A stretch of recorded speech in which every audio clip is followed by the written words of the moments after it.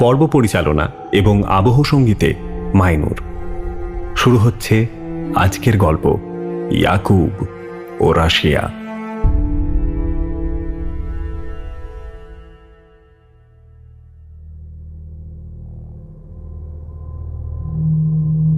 ইয়াকুবকে প্রথমবার দেখেছিলাম সোনারপুর স্টেশনে। বছর 50 হবে। কালো পেটানো লম্বা চেহারা। তার শরীর দেখে বোঝা যেত সারাদিনের কতটা ধকল তাকে বইতে হয়। ঘরমাক্ত শরীরে ভেজা স্যান্ডো গেঞ্জি আর লুঙ্গি পরে রিক্সা নিয়ে দাঁড়াতো স্টেশনের কাছে। সামনের বড় বড় দাঁতগুলো তার মুখের শেষ সৌন্দর্যটুকুও কেড়ে নিয়েছে। তবে ইয়াকুবের শরীরের সবথেকে বৈসাদৃশ্য ছিল তার বাঁ হাতটা। কনুইয়ের পর থেকে সেটা আর নেই। এক হাত দিয়ে রিক্সা চালিয়ে দিব্যি ভাড়া খাটত। যাই হোক, সেবার আমি আর আমার এক বন্ধু অরিত্র গিয়েছিলাম সোনারপুরে বিডিও অফিসের একটা কাজ মেটাতে। অরিত্র এর আগে সোনারপুরে থেকেছে। সে চিনত ইয়াকুবকে। ট্রেনে অরিত্রই ওর কথা তুলল, যেন কোনো বিশেষ জিনিস দেখাবে বলে খুশি খুশি মনে বলল, চল আজ তোকে একজনের সাথে পরিচয় করিয়ে দেব, দারুণ মজা পাবি। আমার মোটা মাথায় মনে হলো নিশ্চয়ই কোনো এক সুন্দরী মেয়ে হবে।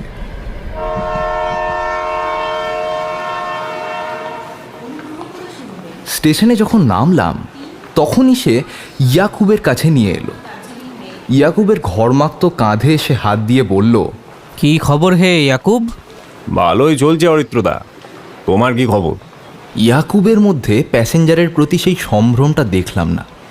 সাধারণ ভ্যান রিক্সার মালিক হলে বাবু বলে ডাকত, কিন্তু ইয়াকুব এমনভাবে কথা বলল যেন অরিত্রর অনেক দিনের বন্ধু। ব্যাপারটা ভালো লাগলো না। হাজার হোক, অরিত্র গেজেটেড অফিসার। এক হাত দিয়ে হলেও ইয়াকুবের রিক্সা চালানোর দক্ষতা রয়েছে। বেশ গাড়ি ঘোড়ার পাশ কাটিয়ে চলেছে সে। মে মাসের প্রচণ্ড গরমে ক্লান্তি নেই। ঘড়ির কাঁটায় তখন 1টা। লু বইছে। ইয়াকুব মুখে একটা গামছা বেঁধে রেখেছে। প্রচণ্ড তেষ্টা পেয়েছে দেখে অরিত্র ইয়াকুবের কাছ থেকে জল চেয়ে নিয়ে আমাকে দিল। কেমন ঘেন্না লাগলেও খেলাম। সাইনাসের প্রবলেম রয়েছে আমার। কপালের উপর চিনচিন করতে লাগলো। বিডিও অফিসে গেটের সামনে এসে অরিত্র বলল, শোন ভাই, তোকে আর ভেতরে গিয়ে কষ্ট করতে হবে না।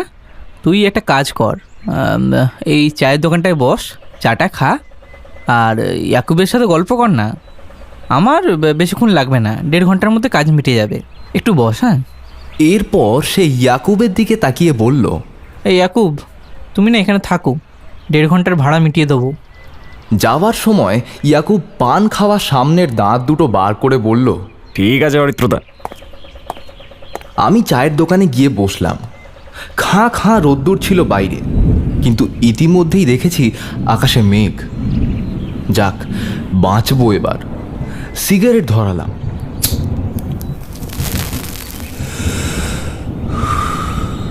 তারপর একটা চা নিয়ে খেতে লাগলাম। আমি ছাড়া আর 2টো ছেলে মোবাইলে কী সব খুটখাট করছিল। ইয়াকুব দূরে বসে গামছা দিয়ে গা মুছছে। আমার লোকটাকে পছন্দ হয়নি কেন তা কে জানে। এর সাথে আবার কি কথা বলবো। তবে মাঝে মাঝে মনে হচ্ছিল কেন অরিত্র এর কথা বলেছিল। একটা কৌতূহল কাজ করছিল। কৌতূহল নিবারণ হতে বেশি সময় লাগেনি। টিপ টিপ করতে করতে জোরে বৃষ্টি এলো। তৃষ্ণার্ত পৃথিবী যেন একটু প্রাণ ফিরে পেল। সোঁদা গন্ধটাও নাকে পেলাম। কুলকুল শব্দে জল পাশ দিয়ে যেতে লাগলো। ইতিমধ্যে ইয়াকুব চায়ের দোকানে ঢুকে বসল। কিছুক্ষণ পর লক্ষ্য করলাম সে বৃষ্টির দিকে ফিরে গুনগুন শব্দে কিছু একটা বলছে, পা নাড়াতে নাড়াতে। কি বলছে কানটা খাড়া করে শুনলাম। কশ্চিৎ কান্ত বিরহ গুরুনা স্বাধিকারাৎ প্রমত্ত শাপেন স্তঙ্গ মহিমা। এ তো দেখি কালিদাসের মেঘদূতের শ্লোক দিব্যি সংস্কৃতে বলছে। যা পড়তে গিয়ে আমাদের দাঁত ভেঙে যাওয়ার জোগাড় হতো, এ তো দেখি দিব্যি বলে যাচ্ছে। তারপর জীবনানন্দের কবিতাগুলো পরপর আউড়ে গেল। দিয়ে গেছে বাধা, আমি তা ভুলিয়া গেছি। শেষ হলো বোধে এসে। ধুলো আর কাদা। বড়ই কৌতূহল হলো আমার, লোভ সামলাতে পারলাম না। বলে ফেললাম, ইয়াকুব, তুমি আপনি কতদূর পড়াশোনা করেছেন? সে একটু মুচকি হাসল, কাঁধ থেকে গামছা নামিয়ে বলল, তুমি করে বলুন, রিক্সাওয়ালাদের এর থেকে বেশি সম্মান প্রাপ্য নয়। বুঝলাম তার এই পেশার প্রতি অতটা ভালোবাসা নেই। এরপর সে বলল, এইট অব্দি পড়েছিলাম দাদা। আমি একটু অবাক হয়ে বললাম, তাহলে এত কিছু জানো কিভাবে? ইয়াকুবের মনটা একটু খারাপ হলো।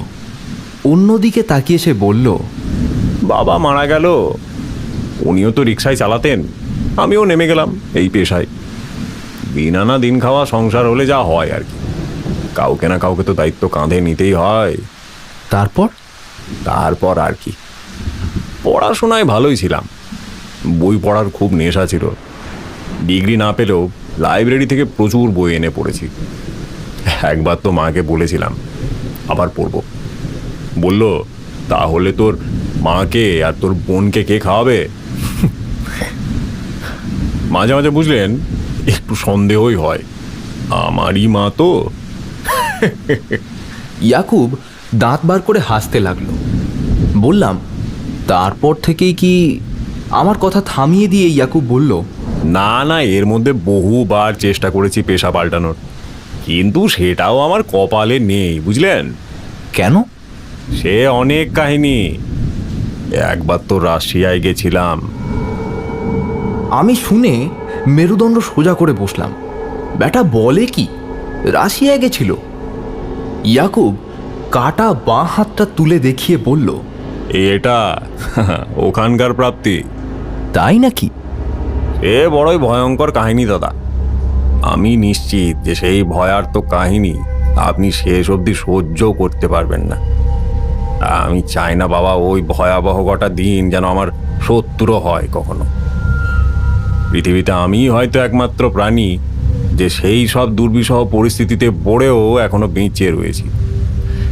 সে থাক, সে সব বলতে গেলে এখন সন্ধে হয়ে যাবে।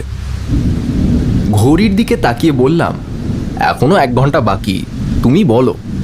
আর যদি অরিত্র এসেও পড়ে ক্ষতি নেই, দুজনে মিলেই তোমার গল্প শুনবো।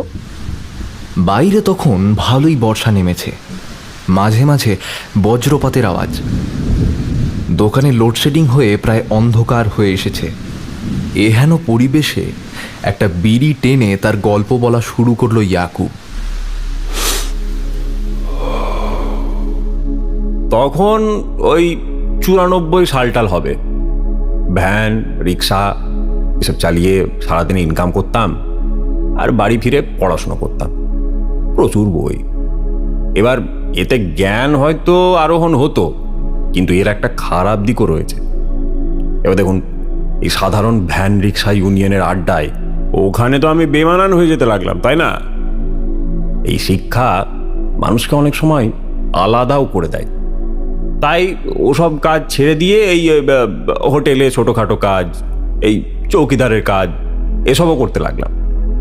বাবা তো একটা পয়সাও রেখে যায়নি, আবার এদিকে একটা বোন রয়েছে মাথার ওপর। অনেক কষ্টে কিছু টাকা জোগাড় করে বোনের বিয়েটা দিলাম। কদিন পর মাও মারা গেলেন। এই বিশাল বিশ্ব সংসারে আমি তখন একা। এবার সেদিক দিয়ে একটু সুবিধাও হলো, চাপটাও কমে গেল। তো ভাবলাম বিদেশ যাব, কিছু ভালো ইনকাম করে নিয়ে এসে একটা ব্যবসা শুরু করতে হবে। এই সময়ই আমার এক বন্ধু 1 লাখের সাথে আমার পরিচয় করিয়ে দিল। সে বেটা বিদেশে দেশের মানুষ সাপ্লাই দিত। উন্নত দেশ, ওখানে তো কাজের মানুষের অভাব। সেখানে কয়েকটা মাস কাজ করতো, একটা ভালো ইনকাম করে আবার চলে আসতো। এই 1 লাখ সেই সময় আমাকে রাশিয়ার অফারটা দিল। সেখানে কোনো এক আর্মি ক্যাম্পে নাকি কিছু লোক লাগবে ওখানে কাজ করার জন্য। তা রাশিয়ার যেটা সংবিধান, সেই অনুযায়ী প্রত্যেকটা মানুষের কাজ পাওয়ার অধিকার রয়েছে। বোধহয় 1930 সালের পর সেখানে এমপ্লয়মেন্ট এক্সচেঞ্জটাই উঠে গিয়েছিল। আমেরিকা বা আমাদের দেশে যখন মানুষ বেকারত্বে ভুগছে, তখন রাশিয়ায় 15 থেকে 25 লাখ, ভাবতে পারছেন, 25 লাখ সরকারি পদ খালি। লোকের অভাব তো, সেখানে কম দামে বাইরের মানুষ পেলে তো তাদের সুবিধায়।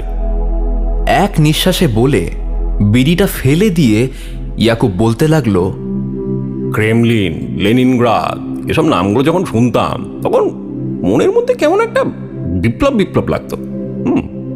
1 লাখ বলেছিল, সাথে মোটা জ্যাকেট নিস, খুব ঠান্ডা।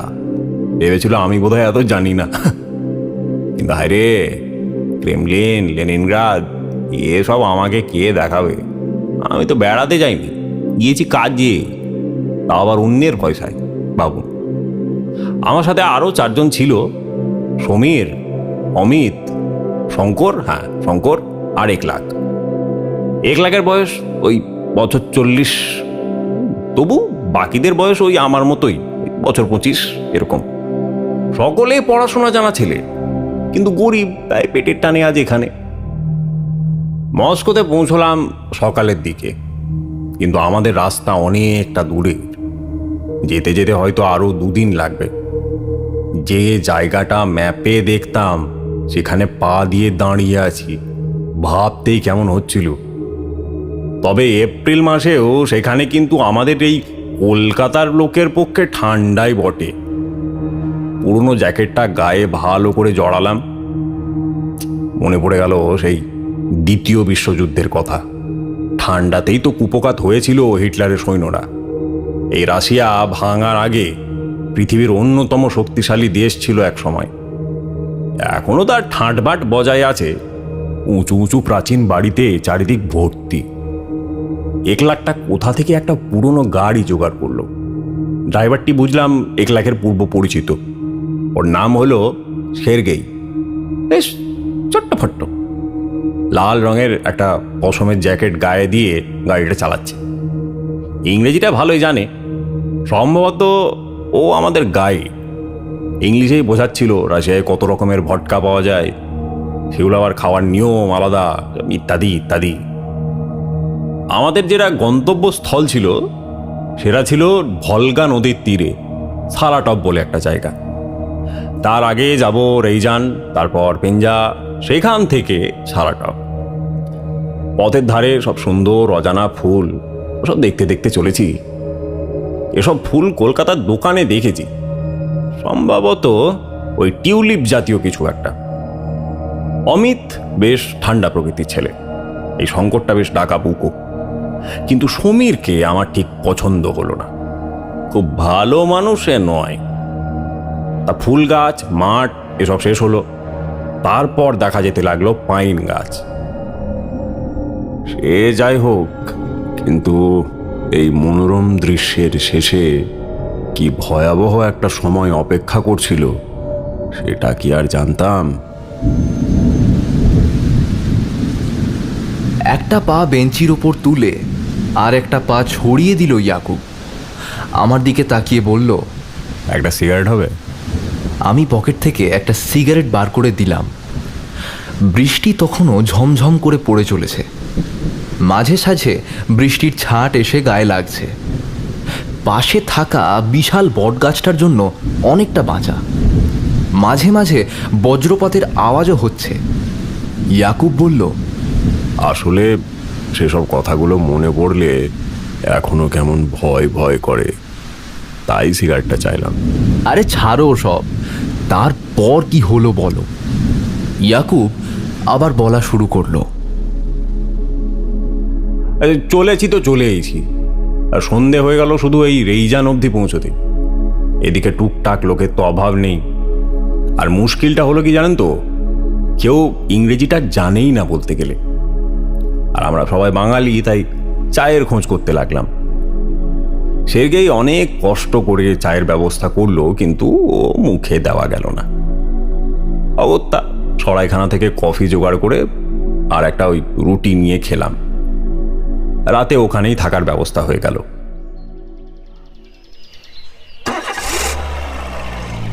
সকালে আবার গাড়িতে বের হলাম। আস্তে আস্তে জনবসতি একদম কমে আসছে। এদিকটা একটু ফাঁকা, মলিন হয়ে যাওয়া সবুজ মাঠ ধু করছে। পেঞ্জায় যখন পৌঁছলাম তখন বিকেল। সের্গেই জানালো এখান থেকে আর 70 কিলোমিটার দূরে হলো সারাটভ, আর তারই 20 কিলোমিটার আগে আমাদের গন্তব্য, অর্থাৎ যেতে হবে প্রায় এখনো 50 কিলোমিটার। এবার দূরত্বটা তো প্রবলেম ছিল না, যেটা প্রবলেম সেটা হলো এই রাস্তাটা। এটা গেছে বনের মধ্য দিয়ে। রাশিয়ায় সন্ধেটা একটু দেরিতেই হয়। এবার 7:30 পৌনে 8টা বেজে যায়। পেঞ্জা থেকে কিছু খেয়ে আমরা বের হলাম। বনের মধ্যে ছোট কোনো গাছ নেই, সব বিশাল বড় বড় পাইন গাছে ভর্তি। এখানে অবশ্য একটু জলদি অন্ধকারটা নেমে আসে। নিস্তব্ধতা মাঝে মাঝে ভেঙে দিচ্ছে ঘরে ফেরা পাখির ডাক। রাত নামলে কুয়াশা আর ঠান্ডায় নিজেকে গ্রহান্তরে আছি বলে মনে হয়। আমি একটু অধৈর্য হয়ে বললাম, তারপর জঙ্গলে কিছু হয়েছিল? ইয়াকুব মুচকি হেসে বলল, না না, কিছুই হয়নি। কিছুক্ষণ পর আমরা গন্তব্যস্থলে পৌঁছলাম। একটা আর্মি ক্যাম্প, চারিদিকে বেড়া দেওয়া, আর ভেতরে টাওয়ারও রয়েছে। সেখানে দেখলাম একজন দূরবীন আর আলো নিয়ে বসে রয়েছে। রাশিয়ার সরকার যে কি করতে এখানে ক্যাম্প করলো তা আমার বোধগম্য হলো না। তবে খুব বেশি লোক দেখলাম না ক্যাম্পে। আমাদের সেখানে নামিয়ে সের্গেই চলে গেল। আমরা ভেতরে এলাম। অন্ধকারে সেভাবে আলো তো চোখে পড়লই না। মনে হচ্ছিল যেন এখানে কোনো ইলেকট্রিসিটি নেই।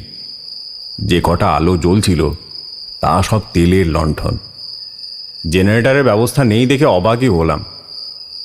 ওখানে গিয়ে পরিচয় হলো ইভিচের সাথে। সে বেশ হাসি খুশি লোক।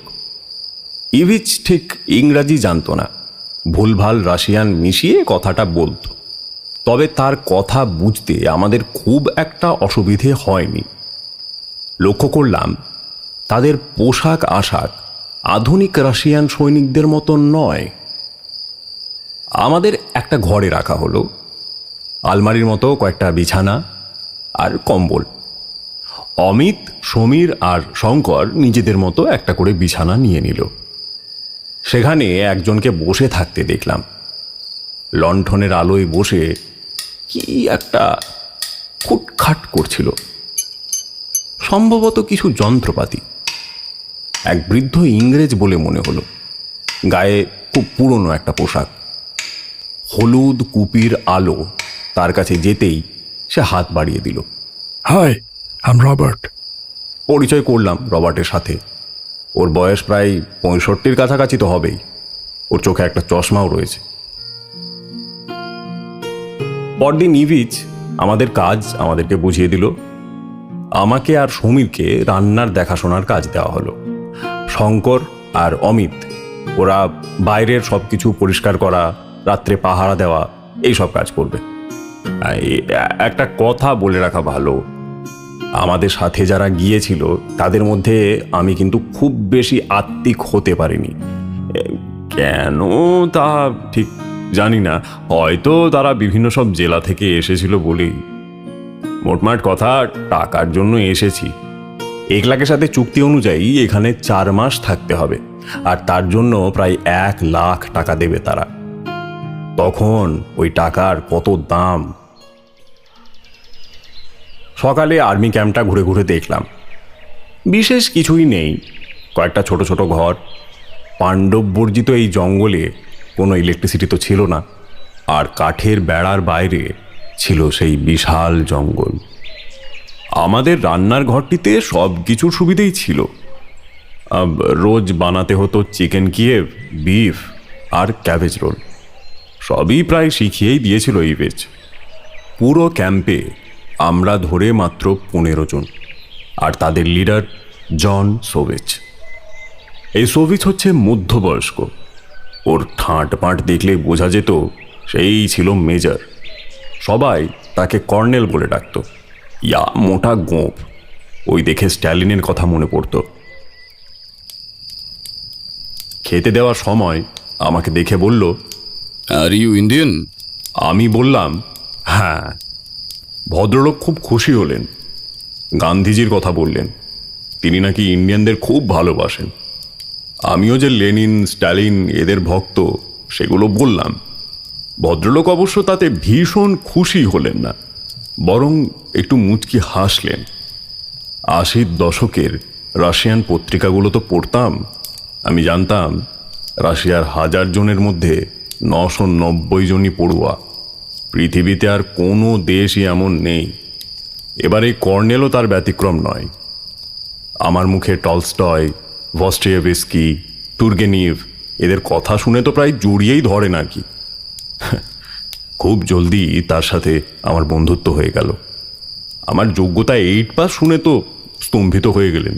বললেন, বাবা, ভারতে 8 পাস মানুষদের এত জ্ঞান! কয়েকটা দিন বেশ ভালোই গেল। আমার রান্না ছাড়া তেমন কোনো অন্য কাজ ছিল না। ক্যাম্পের চারিদিক ঘুরে ঘুরে দেখতাম, আর সোভিচ আর রবার্টের সাথে কথা বলতে বলতেই সময়টা কেটে যেত। রবার্টটা অত কথা বলতো না, সে নাকি ডাক্তার। এবার এখানে কেন এলো, কিভাবে এলো, সেটাও একটা রহস্য। বেড়ার বাইরের পরিবেশটাও বেশ রহস্যময়। আমাদের তো ওদিকটায় যাওয়ার অনুমতিও ছিল না। সপ্তাহখানেক এভাবে চলে যাওয়ার পর একদিন ভোরে অমিত এসে আমাকে বলল, জায়গাটা ভালো লাগছে না ইয়াকুবদা। আমি বললাম, কেন রে? কাল রাতে আমি টাওয়ারে ছিলাম, রাত 2টো, প্রায় ঠান্ডায় কাঁপছি আর ঝিমোচ্ছি। শঙ্কর তখন গেটে, দেখলাম জঙ্গলে কিছু একটা নড়তে। আমি হেসে বললাম, ওরে, জঙ্গলে বাঘ ভাল্লুক থাকবে সেটাই তো স্বাভাবিক, এত ভীতু কেন রে তুই? না না, বাঘ ভাল্লুক নয়, বাঁদর বা হনুমানের মতো কিছু। চোখটা আবার বাঘের চোখের মতো জল জল করছিল। চাঁদের আলোয় ভালোই দেখতে পেলাম। সে হবে কিছু হয়তো, এত দূরের দেশ, কত সব প্রাণী আছে, সব কি জানা যায়? তুই একটু সাবধানে থাকিস।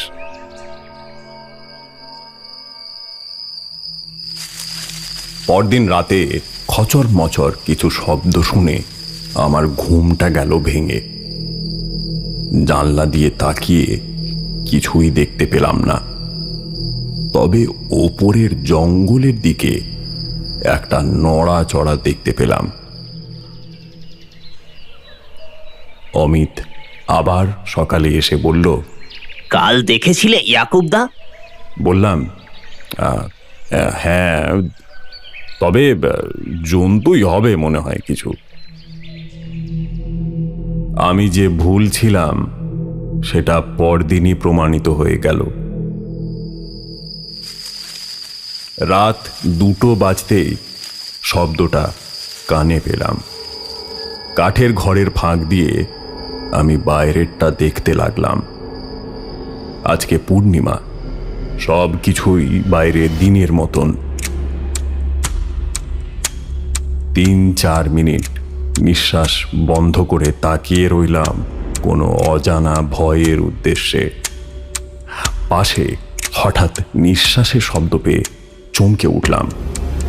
রবার্ট উঠে এসেছে, ওর হাতে একটা রাইফেল। আমাকে বিড়বিড় করে বলল, He's coming, he's coming. আরো 5 মিনিট ওভাবেই থাকলাম দুজনে চুপচাপ। হঠাৎ একটা ভয়ঙ্কর চিৎকার করতে করতে ক্যাম্পের মধ্যে কিছু একটা ঢুকে গেল, অনেকটা বাঁদরের মতন। শঙ্করের ওপর ঝাঁপিয়ে পড়ে তার ধারালো নখ দিয়ে শঙ্করের বুক বরাবর চিড়ে ফেলল, আর তার মুখটা সেখানে দিয়ে চুষে রক্ত খেতে লাগলো শঙ্করের। চোখের পলকে এত কিছু ঘটে যাওয়ায় আমার হৃদকম্প প্রায় আটকে গেল। রবার্ট আর অন্যান্য মিলিটারিরা বন্দুক নিয়ে ছুটে গিয়ে গুলি ছুঁড়তে লাগলো। আমি তখন ভয়ে মেঝেতে বসে পড়েছি। কি ছিল ওটা? রাইফেল হাতে দ্রুত ছুটে চলেছে সবিজ। মুহুর্মুহু গুলি চলেছে জন্তুটির ওপর, কিন্তু তার কোনো ভ্রুক্ষেপ নেই। সে আপন মনে খেয়ে চলেছে শঙ্করের শরীরের ওই কাঁচা মাংস। আলোর ঝলকানির মধ্যেই দেখলাম সোভিচের একটা গুলিতে জন্তুটির মাথার ফুলি উড়ে গেল।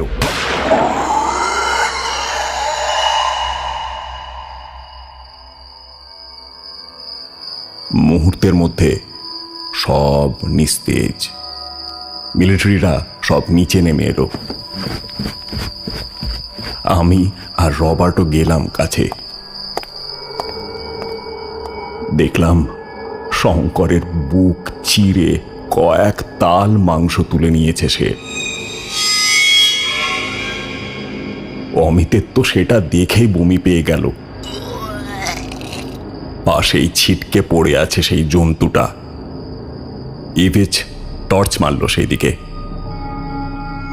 না, সে তো কোনো জন্তু নয়, সে তো মানুষ। তবে তার শরীরে রয়েছে বড় বড় লোম, যেন কোনো প্রাগৈতিহাসিক মানব। রবার্ট এগিয়ে গেল তার দিকে। দুজনকে নির্দেশ দিল ওই জন্তুটাকে নিয়ে আসার জন্য। সম্ভবত সে কোনো পরীক্ষার কাজে লাগাবে সেটাকে। তবে এই কর্নেলকে দেখে আমার মনে হলো যেন তার কাছে এসব কোনো নতুন ব্যাপারই নয়। বাকি রাতটুকু আর ঘুম এলো না। চাঁদের আলো ঘরে এসে পড়েছে। এপাশ ওপাশ করছি। পাটা বালিশের ওপর তুলে বসলাম। সমীর দিব্যি ঘুমোচ্ছে। রবার্ট দেখি বাইরের দিকে তাকিয়ে। কোন মৃত্যুদূতের অপেক্ষায় আছে ও? হঠাৎ নিস্তব্ধতা ভেঙে আমাকে বলল, ইয়াকুব, তুমি জানতে চেয়েছিলে না আমি এখানে কেন এসেছি? আমি সম্মতি সূচকভাবে মাথা নাড়ালাম। This is why I am here. আমার এক রাশিয়ান বন্ধুর কাছ থেকে এই নরখাদকদের সন্ধান পাই। রাশিয়ান গভর্নমেন্টের কাছেও এর কোনো উত্তর ছিল না, কোনো বৈজ্ঞানিক পরীক্ষাও হয়নি। I'm 65 years old, Yakub. জীবনে তেমন কিছুই করতে পারলাম না, তাই I really want to solve this mystery. কিন্তু এরা তো মানুষ। Yes, মানুষ, বাট পাখিদের মধ্যেও যেমন বিভিন্ন প্রজাতি থাকতে পারে, মানুষের মধ্যেও তো থাকতে পারে। যেমন কিছু পাখি হিংস্র হয়, আমাদের মধ্যেও কেন থাকবে না? পরদিন সন্ধ্যাবেলায় ফায়ার প্লেসের সামনে বসে রয়েছেন কর্নেল সোভিচ। হাতে ভডকার গ্লাস, মাথায় পশমের টুপি আর গায়ে লম্বা ফারকোট। প্রায় মাতাল অবস্থায় তিনি একা, যেন কোনো অজানা অনুশোচনায় বিধ্বস্ত। অন্ধকার ঘরে শুধুই ফায়ার প্লেসের আলো। আমি কাছে গিয়ে বললাম, কর্নেল, এবার উঠুন, অনেক খেয়েছেন তো। বাপ বাপ, বুঝলে হে বাপ, পাপ কাউকে ছাড়ে না, সব পাপের ফল। হাত ধরে তুলতে গেলাম তাকে, কিন্তু হাতটা সরিয়ে দিয়ে বললেন, এখানে বসো ইয়াকুব, কথা আছে। আরে তুমি তো আছো এখানে, যার সাথে একটু কথা বলে আমি শান্তি পাই। বলুন কর্নেল। কর্নেল হেলান দিয়ে সিগারটা ধরিয়ে বললেন, জানো আমি কে? না কর্নেল। হোয়াইট আর্মির নাম শুনেছো? না কর্নেল। না জানারই কথা। ইতিহাসে কত যুদ্ধ প্রতিদিন হয়ে যাচ্ছে, তার কটা খবরই বা আমরা রাখি। যে যুদ্ধে রাজা মরেছে, নেতারা ভুগেছে, তার কথাই মনে রাখি। কিন্তু সমাজের নিচের তলাতেও যুদ্ধ চলছে সব সময়। রাশিয়ার রাজতন্ত্র শেষ হয়ে গেছে অনেক আগেই। লেনিনের বলশেভিক দলের উত্থান হয়েছে তখন। এদিকে হোয়াইট আর্মিরও উত্থান শুরু হয় সেই সময়ে। তারা কমিউনিস্ট বিরোধী রাজতন্ত্রের সমর্থক। বলশেভিক দলের বিরুদ্ধে যুদ্ধ ঘোষণা করে দেয় 1917 সাল থেকে। 1924-এ লেনিনের মৃত্যুর পর পেনজা ও সারাটভের দিকে ভয়ানক গৃহযুদ্ধ শুরু হয়। এই হোয়াইট আর্মির অন্যতম নেতা ছিলেন আন্টন ইভানোভিচ দানিকিন। যাই হোক, যুদ্ধ তো শেষ হয়, কিন্তু এর প্রভাব পড়ে পরবর্তী 10-15 বছর ধরে। প্রচণ্ড দুর্ভিক্ষ শুরু হয়। এখানকার মফস্বলের মানুষরা খিদের জন্য কুকুর, বিড়াল, ইঁদুর, এমনকি কাদামাটি খাওয়াও শুরু করে। এর পরের অবস্থা আরো ভয়ানক। বেঁচে থাকার জন্য মানুষ মানুষকে খুন করতে থাকে এবং তার মাংস খাওয়া শুরু করে। এমনই ভয়াবহ অবস্থা তখন যে পুলিশ মানুষ খুন করার রিপোর্ট পর্যন্ত নিতে চাইতো না, কারণ বেঁচে থাকার জন্য মানুষ খুন করা তখন স্বাভাবিক ব্যাপার হয়ে গিয়েছিল। একবার তো এক মহিলাকে ধরা হয় যে সংসারকে বাঁচানোর জন্য এক মেয়েকে মেরে রান্না করেছিলেন বলে। এখানেই শেষ নয়, মানুষের কবর থেকে লাশ বার করে এনে খাওয়া শুরু করলো। এমন অবস্থা যে সেই সময় পুলিশ দিয়ে কবরখানা পাহারা দিতে হতো। এরপর অ্যান্টন মারা যায় 1947 সালে। তার মেয়ে ছিল মারিনা দানিকিনা, যিনি হলেন আমার মা। এইসব ঘটনার প্রায় 30 বছর পর হঠাৎ সারাটভে পুলিশ এক হাত খাওয়া লাশের সন্ধান পায়। তারা ভেবে নেয় এটা কোনো জঙ্গলি জানোয়ারের কাজ। প্রায় 20-25টা লাশের খোঁজ পাওয়ার পর তারা তন্ন তন্ন করে খুঁজেও কিছু পেল না। এমনকি কেউ হিংস্র জন্তুও দেখেনি।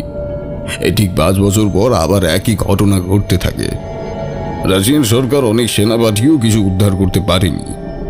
ঠিক 5 বছর অন্তর অন্তর এপ্রিলের পূর্ণিমার দিকে এক সপ্তাহ এমন হয়, আমি রাশিয়ার আর্মিতে ছিলাম। ঘটনা জানার পর আমি বুঝতে পারি কাদের জন্য এসব হয়েছে। দাদুর পাপের প্রায়শ্চিত্ত করতে 10 জনের একটা আর্মি দল গঠন করলাম। বারবার চেষ্টা করেও রাশিয়ান সরকার যখন হাল ছেড়ে দিয়েছে, আমি তখন ওই পুরনো ক্যাম্পটায় এলাম। আমি জানি ওরা কারা। ওরা সেই নরখাদকদের বংশধর। সব ঠিক হয়ে যাওয়ার পরও নরমাংসের লোভ তারা সামলাতে পারেনি। তারা এই জঙ্গলের কোনো গুপ্ত জায়গায় থাকে। প্রতি 5 বছরে একবার তারা সে লালসা মেটায়। সব শোনার পর আমি কিছুক্ষণ স্তম্ভিত হয়ে বসে থাকলাম। বললাম, কর্নেল, আমি চলে যেতে চাই। কর্নেল মুচকি হেসে ফায়ার প্লেসের দিকে তাকিয়ে বললেন, কোথায় যাবে ইয়াকুব? সবাই তোমার জন্য তো ওত পেতে বসে আছে। আমি ভয়ে ঢোক গিললাম। এমন ভয় আমি জীবনে কোনো দিন পাইনি। মৃত্যু নিয়ে কোনোদিনও ভয় পাইনি আমি। অনেক মৃত্যু চোখের সামনে দেখেছি, কিন্তু শঙ্করের মৃত্যু ও আমার রক্তের জল ঠান্ডা করে দিয়েছে। সত্যি, মৃত্যু যে এত ভয়ঙ্কর হতে পারে জানতাম না।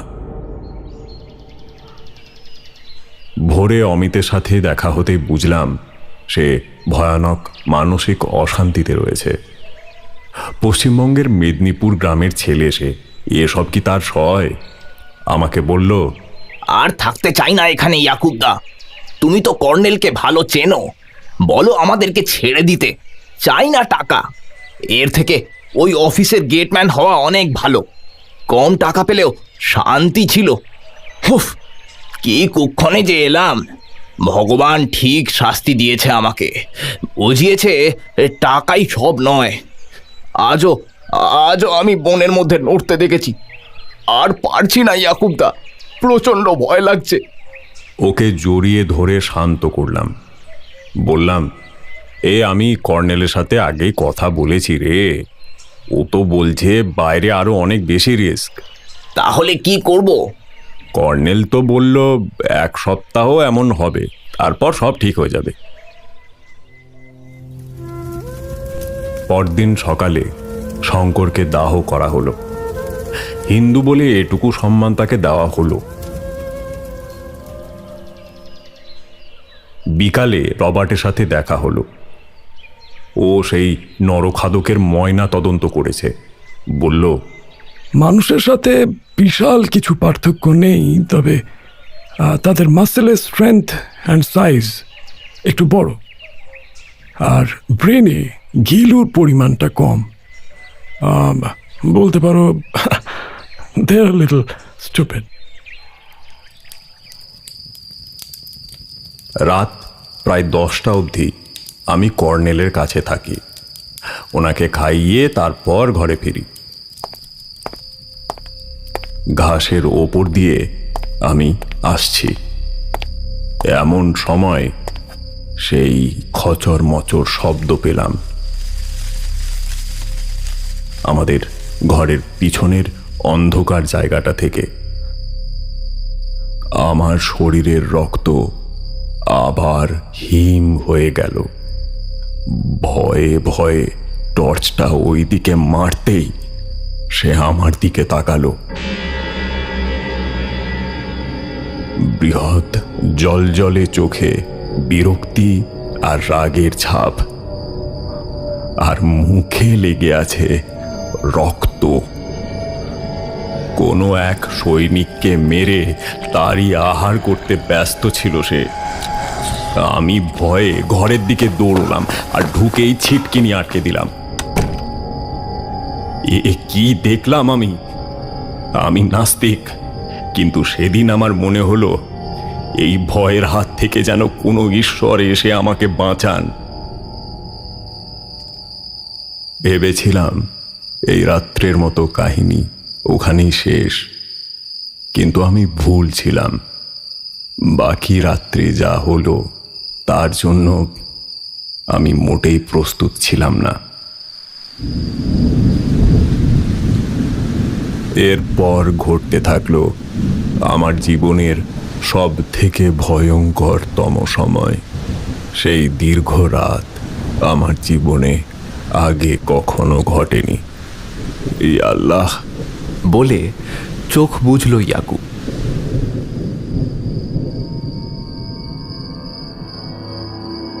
ঘরে আসার পরেও ওই খচর খচর আওয়াজটা শুনছিলাম। অর্থাৎ এখনো সে নর মাংস ছিঁড়ে ছিঁড়ে খাচ্ছে। এ অবস্থায় ঘুম আসে কোনো প্রাণীর? রবার্ট দেখলাম বিছানায় বসে।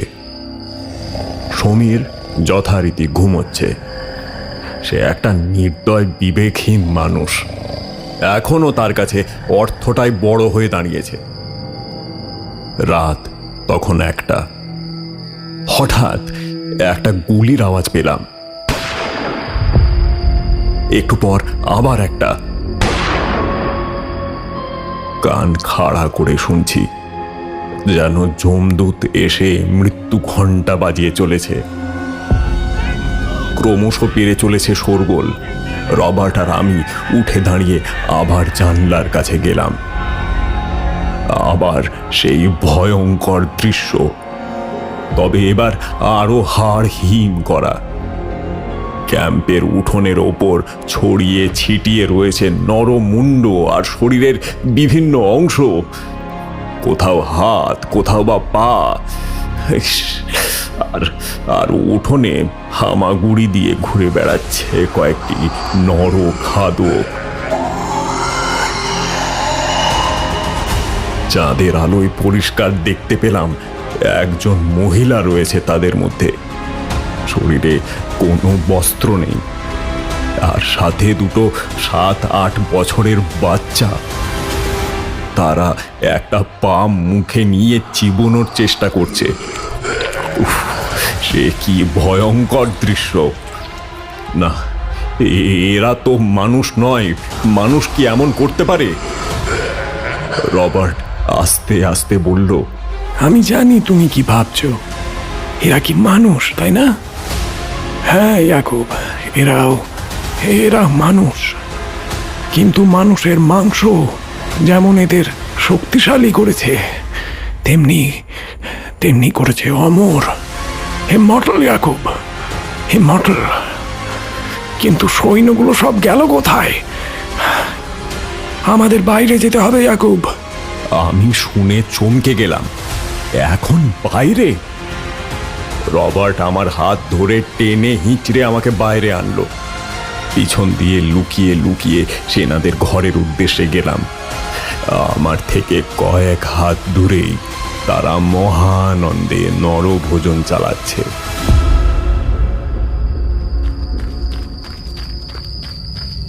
ঘরটার কাছে এসেই ঠেলা দিতে দেখলাম অজস্র লাশের ছড়াছড়ি। তাদের পুরো শরীর চিড়ে ফেলা হয়েছে, কাউকে পিষে দেওয়া হয়েছে।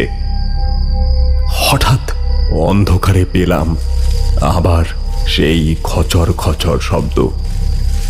রবার্ট নিঃশ্বাস বন্ধ করে ঘরের কোণার দিকে আলো ফেলতেই দেখল আরেক নরখাদক সেখানে ভোজনে ব্যস্ত। আলো ফেলতেই সে ঘুরে তাকালো আমাদের দিকে। রবার্ট ভয়ে কাঠ হয়ে গেল। লাইটটা অফ করার মতনও ক্ষমতা ছিল না তার। সেই জলজলে বৃহৎ চোখ যেন আমি আগে কোথাও দেখেছি। হ্যাঁ, কয়েক ঘন্টা আগেই তো দেখলাম তাকে ঘরের পিছনে। তখন যে কেন আমি সবাইকে ডেকে দিলাম না, এরই কাজ এসব। মৃত্যু তখন আমার চোখের সামনে। সে আস্তে আস্তে এগিয়ে আসতে লাগলো। তার লোমশ শরীর নিয়ে যখন সে এগিয়ে আসছে, মনে হচ্ছিল কোনো বাঁদর বা হনুমান জাতীয় প্রাণীকে জোর করে দু পায়ে হাঁটানো হচ্ছে। সেই মুহূর্তে খুব দেশের কথা মনে পড়ছিল জানেন, আর অনুশোচনায় ভুগছিলাম। এই জীবনের মূল্য যে কি তা ওই কয়েক সেকেন্ডেই আমি বুঝে গিয়েছিলাম। হঠাৎ একটা গুলি পিছন দিক থেকে এসে তার মাথাটা ভেদ করে চলে গেল, আর মুহূর্তেই লুটিয়ে পড়ল জন্তুটা। ঘরের আরেক কোণ থেকে গুলিটা ছুঁড়েছিল ইভেজ। তার কাছে গিয়ে দেখলাম তার শরীরের অর্ধেক অংশ নেই, কেউ যেন ছিঁড়ে নিয়েছে সেটাকে। ইভেজ আমার দিকে অদ্ভুতভাবে তাকিয়ে রইল। সেই দৃষ্টি আমি আজও ভুলতে পারিনি। এখনো স্বপ্নে দেখি আমি। রাইফেলটা নামিয়ে ইভেজ কোনো রকমে বলল, আধ ঘন্টা আগেই নরখাদকগুলো ঘরের দরজা ভেঙে ঢুকেছিল। যখন যখন সৈনিকরা খাওয়া দাওয়া করতে ব্যস্ত ছিল, কে জানতো এই নরকের কীটগুলোর গায়ে এত জোর। কিছু বুঝে ওঠার আগেই খুব দ্রুত সব শেষ হয়ে গেল। তোমরা পালাও ইয়াকুব, তোমরা পালাও। আমরা যা ভেবেছিলাম তার থেকে অনেক বেশি শক্তিশালী। আমি জিজ্ঞাসা করলাম, ইভেজ অমিত কোথায়? অমিত? আর সে তো পাহারায় ছিল। আমার হঠাৎ মনে হলো ক্যাম্পের বাইরে সেই ছড়ানো ছিটানো দেহগুলো কি অমিতের?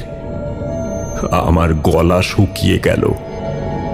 দরজার বাইরে তাকিয়ে দেখলাম সেই নরখাদক মা আর তার সন্তানরা দিব্যি নরভোজনে ব্যস্ত। যেন বহু বছরের খিদে তারা জমিয়ে রেখেছিল। সোভিচ বলেছিল তারা 5 বছর অন্তর বের হয়। তবে কি এটা 5 বছরের খিদে? কর্নেলের কথা মনে আসতেই আমার মেরুদণ্ড সোজা হয়ে গেল। কর্নেল বেঁচে আছেন তো?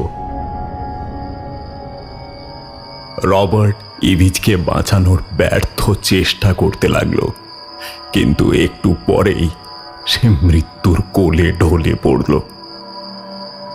অন্ধকার রক্তমাখা অভিশপ্ত ওই ঘর থেকে বেরিয়ে এলাম।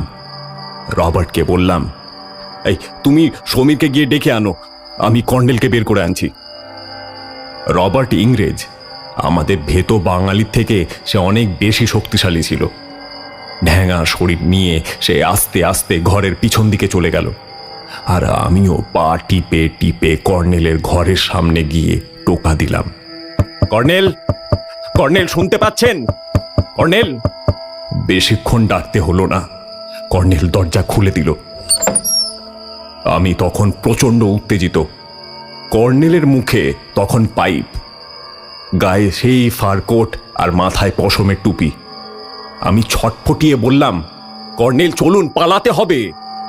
কর্নেল ভাবলেশহীনভাবে আমার দিকে তাকালো, বলল, সব কি শেষ হয়ে গেছে ইয়াকুব? আমি মাথা নিচু করে বললাম, হ্যাঁ কর্নেল, এবার এবার আমাদের পালাতে হবে। পাইপটা হাতে নিয়ে কর্নেল বলল, তোমরা যাও, আমাকে থাকতে হবে। না না প্লিজ কর্নেল, আপনি চলুন। কর্নেল দেওয়ালের দিকে তাকিয়ে বলল, না, আমার এখনো অনেক কাজ বাকি আছে ইয়াকুব। আমি কাছে গিয়ে হাত দুটো জড়িয়ে ধরে বললাম, না প্লিজ কর্নেল, আপনি চলুন, এভাবে আপনাকে রাখা যাবে না, আপনি চলুন। কর্নেল বিরক্ত হয়ে হাতটা ছাড়িয়ে নিয়ে বলল, যাও তো, আমাকে একা থাকতে দাও। কর্নেলকে এমন খারাপ ব্যবহার করতে আমি এর আগে দেখিনি, কিন্তু এ কি, হাতটা এমন চটচট করে কেন? ফায়ার প্লেসের আগুনের আলোয় আমি দেখলাম সেটা রক্ত। কর্নেলের হাতে কি তবে রক্ত ছিল? কর্নেল, এ কি হয়েছে আপনার? আপনার কোথাও আঘাত লেগেছে? কে মারলো আপনাকে? কেউ না। আমি অবাক হয়ে গেলাম কর্নেলের হাবভাবে। বললাম, কর্নেল আপনি চলুন, আর দেরি করা যাবে না। কর্নেল ভডকার বোতল থেকে একটা পেগ আমাকে দিয়ে নিজে এক চুমুক নিয়ে বলল, আরে যাবে যাবে, এই দেখো, আমার ঘরটাই শুধু ইটের, বাকি ঘরগুলো সব কাঠের। আমার ঘরের দরজাটা লোহার, এত জোর ওদের বোধহয় নেই। তাই বলে আপনি এখানে কতক্ষণ থাকবেন? ভোরের আলো উঠলে চলে যাও। তার আগে তোমাকে আমার দাদুর কিছু গল্প বলি, শোনো। গল্প? এ সময় আবার কি গল্প কর্নেল? কর্নেল আমার দিকে একটা সাদা কালো আঁকা ছবি ছুঁড়ে দিল। আমি ছবিটা ফায়ার প্লেসের আলোয় দেখতে লাগলাম। সম্ভবত সেটা ওই দুর্ভিক্ষের ছবি। চারিদিকে ছড়িয়ে ছিটিয়ে রয়েছে মানুষের শরীরের নানা অংশ, আর সেগুলো খেয়ে যাচ্ছে নরখাদকেরা। এমন সময় দরজায় আওয়াজ হলো রবার্টের। ওপেন দ্য ডোর, দরজা খোলো, জলদি জলদি দরজা খোলো। আমি গিয়ে দরজাটা খুলে দিলাম। রবার্ট হাঁপাতে হাঁপাতে এসে বলল,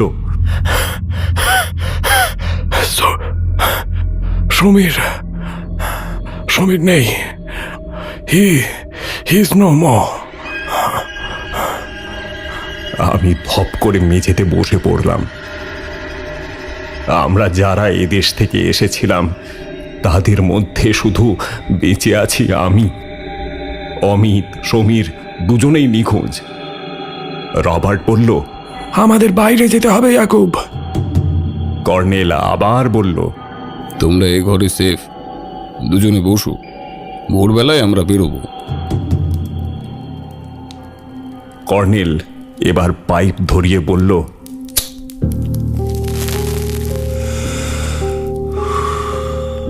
তো যেটা বলছিলাম আর কি, এই ছবিটা আমাকে দাদু দেখিয়েছিলেন।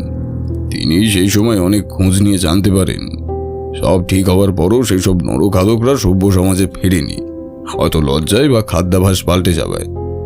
তারা বনের মধ্যে নানা বুনো পশু ধরে খাওয়া শুরু করলো, কিন্তু 5 বছর পর তারা নিজেদের ধরে রাখতে পারতো না, ঠিক চলে আসতো মানুষ খেতে। দ্বিতীয় বিশ্বযুদ্ধের পর দাদু 2-3 বছর বেঁচে ছিলেন। তখন তিনি এই জায়গার কৌতূহলবশত অনুসন্ধান চালান, ম্যানিটাটা এখন কেমন অবস্থায় আছে জানতে।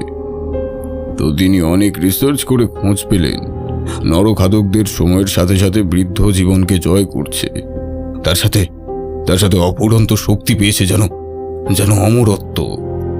এসব বলার সময় কর্নেল যেন অনেক বেশি উত্তেজিত হয়ে যাচ্ছিল। রবার্ট বলল, আপনার দাদু সফল হয়েছিলেন? না, পারিনি। তার আগেই দাদুর হার্ট অ্যাটাক হয়। যাই হোক, এরপর যখন আমার বয়স 40 পার হলো, আমি অনুসন্ধান চালালাম। যা তথ্য পেলাম তাতে মনে হলো দাদু ঠিকই বলেছিল। তখনই এই প্ল্যানটা মাথায় আসে। আমরা একটু অবাক হয়ে বললাম, কি প্ল্যান? কর্নেল মুচকি হেসে বললেন, কি আবার? মানুষের মাংস খাওয়ার। মানে কি বলছেন কর্নেল? মাথাটা কি খারাপ হয়েছে আপনার? কর্নেল একটু লজ্জিত ভাবে বলল, আরে ভয় পেও না। প্রায় 10 বছর ধরে প্ল্যান করে রাশিয়ান সরকারকে বুঝিয়ে এখানে আসার ব্যবস্থা করি। আমি জানতাম ওই হিংস্র নরখাদকগুলি আমাদের কয়েকজনকে নিমেষেই মেরে ফেলবে। তখনই সুযোগ। কি সুযোগ?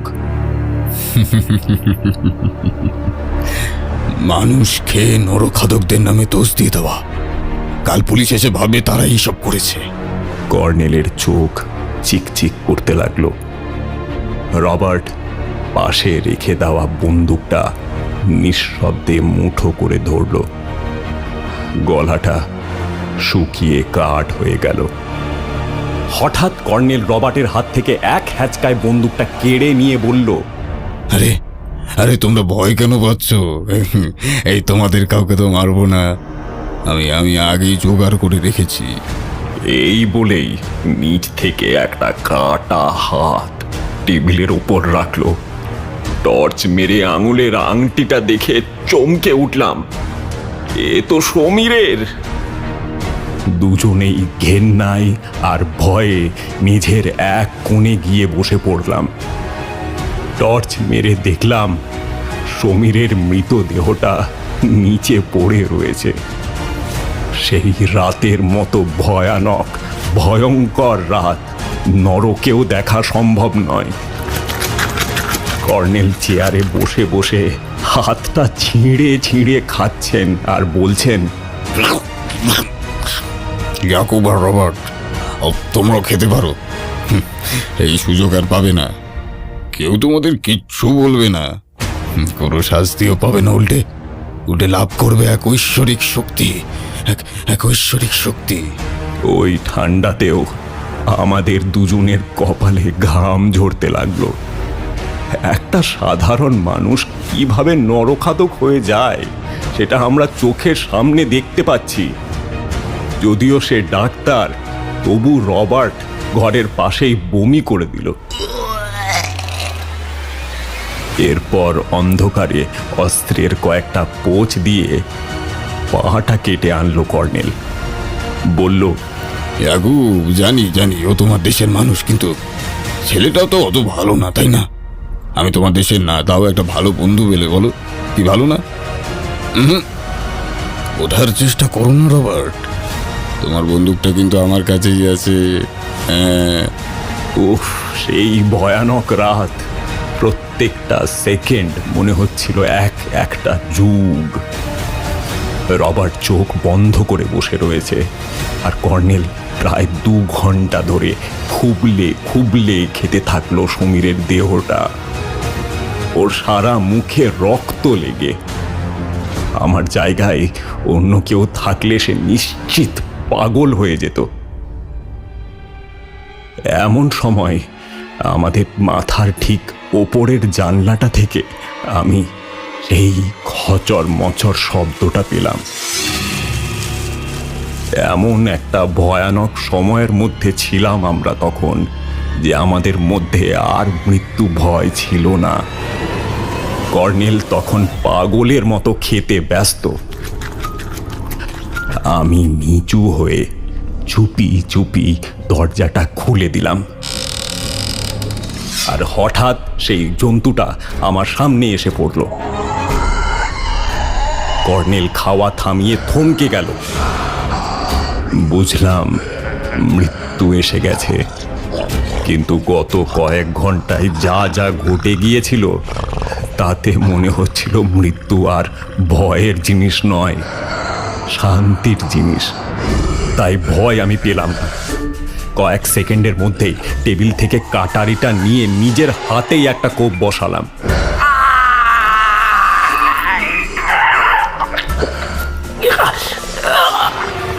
আর আমার কাটা বাঁ হাতটা আমি ছুঁড়ে দিলাম কর্নেলের দিকে।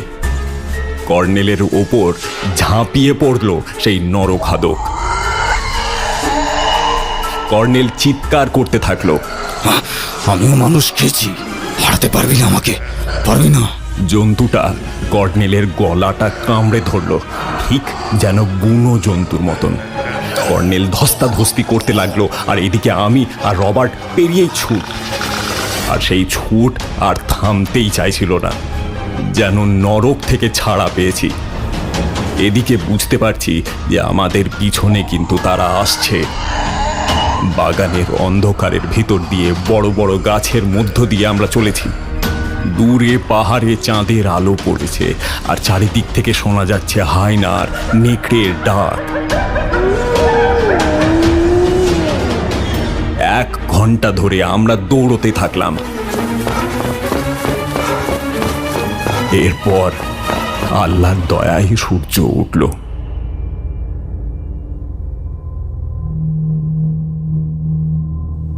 আমাদের গন্তব্য ছিল সারাটভ। 20 কিলোমিটার পথ অতিক্রম করার পর অবশেষে দুপুরের দিকে ওখানে পৌঁছলাম। বড় নিঃশ্বাস ফেলল ইয়াকুব। আমি অবাক হয়ে ওর মুখপানে চেয়ে আছি। কখন যে বৃষ্টি থেমে গেছে খেয়াল নেই। 1 মিনিট গেল, দুজনেই চুপচাপ। তারপর বললাম, রবার্টের সাথে তোমার আর কথা হয় না ইয়াকুব? হয়েছিল কয়েক মাস, তারপর নাকি কোটার্স ডিলিউশনে ভুগছিল। সেটা আবার কি? নিজেকে মৃত ভাবা, অদ্ভুত এক রোগ। জানি না ওখান থেকেই হয়েছিল কিনা। এই ঘটনার বছর 5 পর সে মারা যায়। আমি আর জীবনে টাকার পিছনে কখনো ছুটিনি, যা আছে তাতেই সুখী। তবে জীবন বড়ই দুর্মূল্য বস্তু, বুঝলেন? যে ফিরে পায় সেই বোঝে। কিছুক্ষণ পর অরিত্র চলে এলো। 8 ঘন্টা পর ইয়াকুবকে বিদায় দিলাম।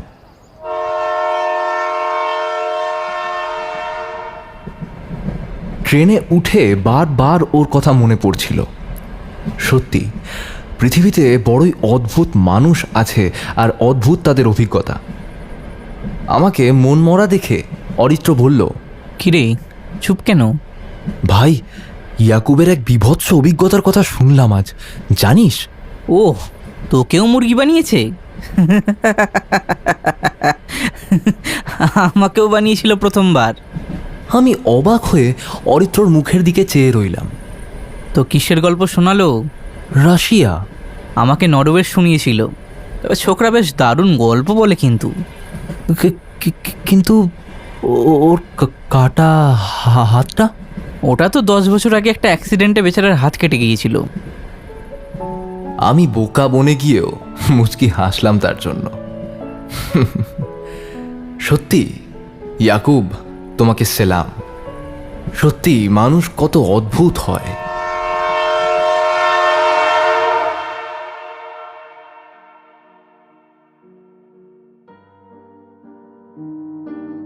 এতক্ষণ শুনছিলেন শোভন নস্করের লেখা ইয়াকুব ও রাশিয়া।